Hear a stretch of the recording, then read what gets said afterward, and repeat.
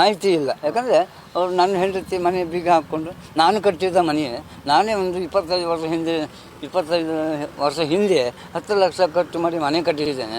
ನಾನು ಕಟ್ಟಿದ ಮನೆಯೇ ನನ್ನನ್ನು ಹೊರಗಡೆ ಜಗಲಿ ಮನಸಿ ನಾನು ಕೆಲಸಕ್ಕೆ ಹೋಗಿ ಬರೋದು ರಾತ್ರಿ ಒಂದು 10 ಗಂಟೆ ಆಗಿರ್ಬೋದು.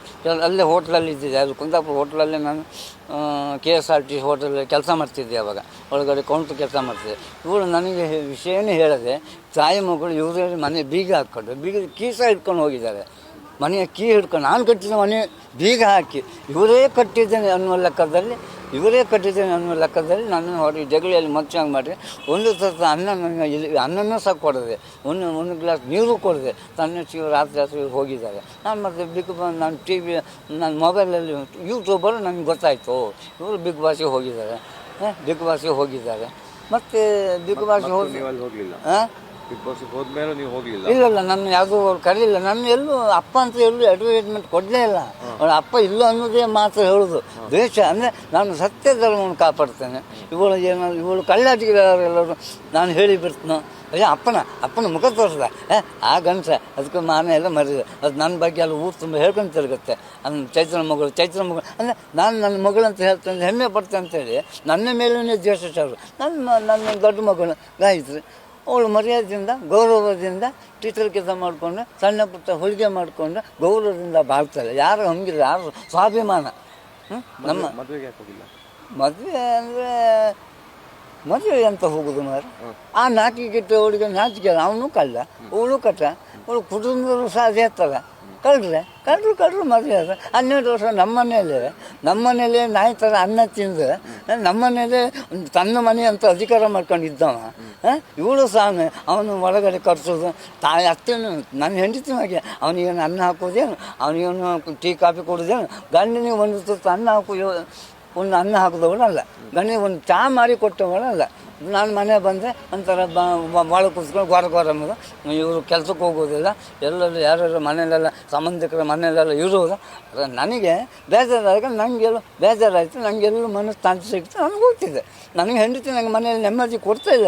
ಆದ ಕಾರಣ ನನ್ನ ಮಗಳ ಮನೆಗೂ ಅದು ನನ್ನ ಭಾವನ ಕೂಡ ನನ್ನ ಅಕ್ಕನ ಕುಟುಂಬ ಮನೆಗೆ ಹೋಗ್ತಿದ್ದೆ. ಮದುವೆಗೆ ಆಮಂತ್ರಣ ಇತ್ತ? ನನ್ನ ಮದುವೆಗೆ ಆಮಂತ್ರಣ ಇದೆ. ಮದುವೆ 4 ದಿವಸ ಇರುವಾಗ ನೀವು ಮದುವೆಗೆ ಬರಬೇಕು, ನೀವು ಮದುವೆ ಬರೋದು ನನಗೆ 5 ಲಕ್ಷ ಹಣ ಕೊಡಬೇಕಂತ ನನಗೆ ಡಿಮ್ಯಾಂಡ್ ಇತ್ತು. ಯಾರು? ಚೈತ್ರ, ನೀವು 5 ಲಕ್ಷ ನನಗೆ 5 ಲಕ್ಷ ಹಣ ಕೊಟ್ಟರು ನೀವು ಮದುವೆ ಬನ್ನಿ. ಇದು ನಾನು 5 ಲಕ್ಷ ಹಣ ಇವಳಿಗೆ ಕೊಡೋದಾದರೆ ನಂಗೆ ಅಗತ್ಯ ಇಲ್ಲ ಅಲ್ಲಿಂತ ಮಕ್ಕಳು. ಅಪ್ಪ ನೀವು ಒಳ್ಳೆಯ ರೀತಿಯಾಗಿ ಬಂದು ನೀವು ದುಡ್ಡು ಕೊಡು, ನಿಮ್ಮನ್ನು ಗೌರವದಿಂದ ನನ್ನ ಕರೆದಿದ್ದರೆ ಆಶೀರ್ವಾದ ಮಾಡ್ತೀವಿ. ಖಂಡಿತ ನನಗೆ ಗೌರವ ಕೊಟ್ಟು ತಂದೆ ಅಂತ ಎಲ್ಲೂ ಹೇಳಂತ ಹೇಳಲಿಲ್ಲ.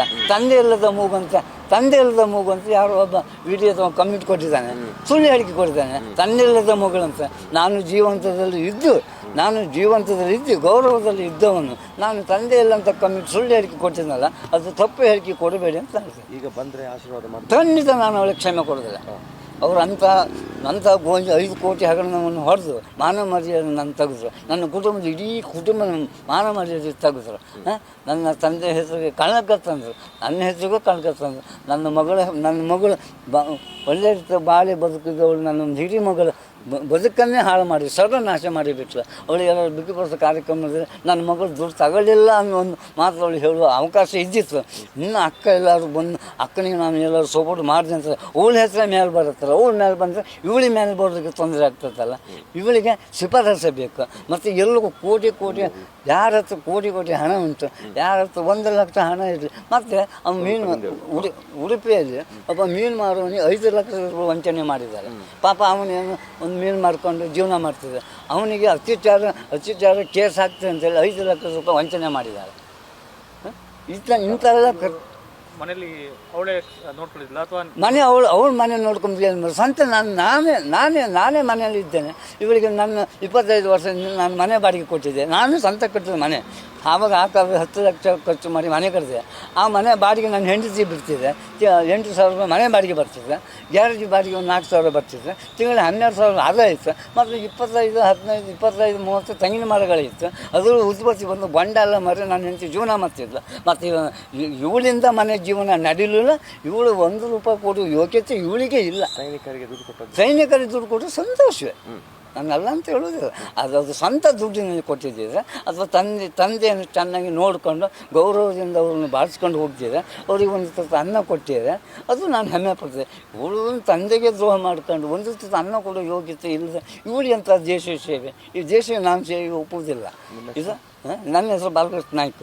ಈ ಸೇವೆ ಬಗ್ಗೆ ನಾನು